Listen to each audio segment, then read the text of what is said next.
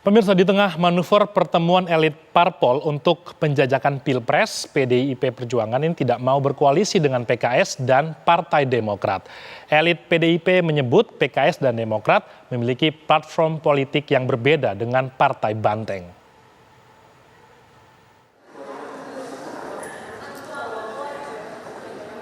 Sekjen PDI Perjuangan Hasto Kristianto membeberkan alasan partainya enggan berkoalisi dengan PKS menuju Pilpres 2024 mendatang.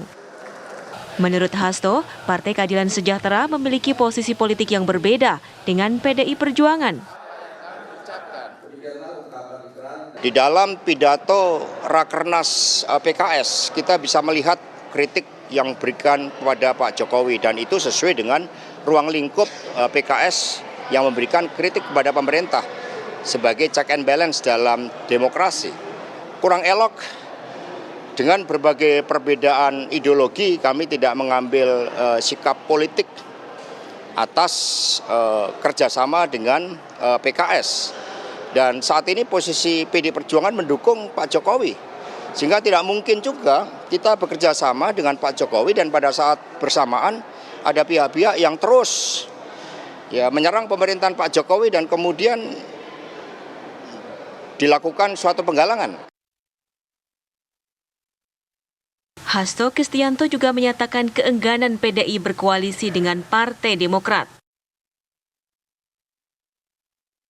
Dengan Demokrat, ini kan juga bukan hanya berkaitan dengan aspek-aspek historis, itu kita bisa lakukan suatu proses rasionalisasi atas masa lalu dengan melihat kepentingan masa depan.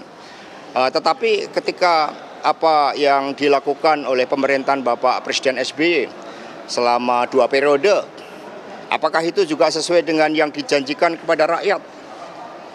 Dan dalam disertasi saya juga menunjukkan ada perbedaan yang fundamental di dalam garis kebijakan politik luar negeri, politik pertahanan yang digariskan oleh sejak zaman Bung Karno, Ibu Mega dengan zaman pemerintahan Pak SBY, sehingga itu merupakan hal yang rasional.